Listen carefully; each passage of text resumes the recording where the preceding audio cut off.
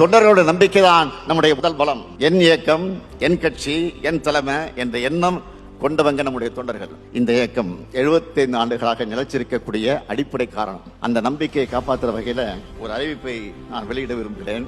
கழக உறுப்பினர்கள் யாராவது எதிர்பாராத விதமாக சாலை விபத்தில் இறந்து போகக்கூடிய சூழல் ஏற்பட்டால், இறந்த உறுப்பினருடைய குடும்ப வாரிசுகள் 21 வயசுக்கு குறைவாக இருந்தால் அந்த குடும்பத்திற்கு தலைமை கழகத்தின் சார்பில் 10 லட்சம் ரூபாய் நிவாரண நிதியாக வழங்கப்படும். அது மட்டுமல்ல, அந்த பிள்ளைகளின் படிப்பு, குடும்ப சூழலுக்கு இந்த நிதி உதவும். நான் உங்களுக்கு எல்லாம் சொல்லிக் கொள்வது, பொறுப்புல இருக்கிற நிர்வாகிகளும் அவங்க சொல்றதை நிறைவேற்ற தொண்டர்கள் தான் கழகத்தோட வலிமை. நிர்வாகிகளை, தொண்டர்களை முன்னோடிகளாக கருதணும். தொண்டர்கள் இல்லாம இந்த இயக்கம் இருக்க முடியாது. அதுபோல நிர்வாகி இல்லாம இந்த இயக்கம் செயல்பட முடியாது. இருவருமே நம்ம குடியில் இருக்கக்கூடிய கருப்பு சிவப்பு போலதான் ஒற்றுமையாக செயல்படணும். தாங்கும் தூண்கள் இல்லாம கோபுரம் நிற்க முடியாது என்பதை மனசுல வச்சு செயல்படுங்க. திமுகங்கிற இயக்கம் தொடங்கும் போதே இளைஞர்களால் உருவான இயக்கம்.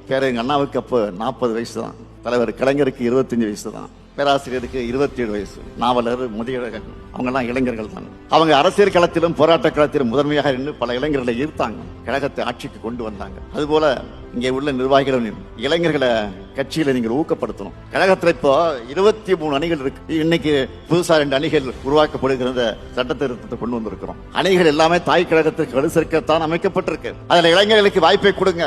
எந்த அளவிற்கு இளைஞர்களுக்கு இடம் கொடுக்கிறீங்களோ அந்த அளவுக்கு கழகத்தில் புது ரத்தம் பாயும். செயல்பாடுகள் வேகமாக இருக்கும். வெற்றி உறுதி செய்யப்படும்.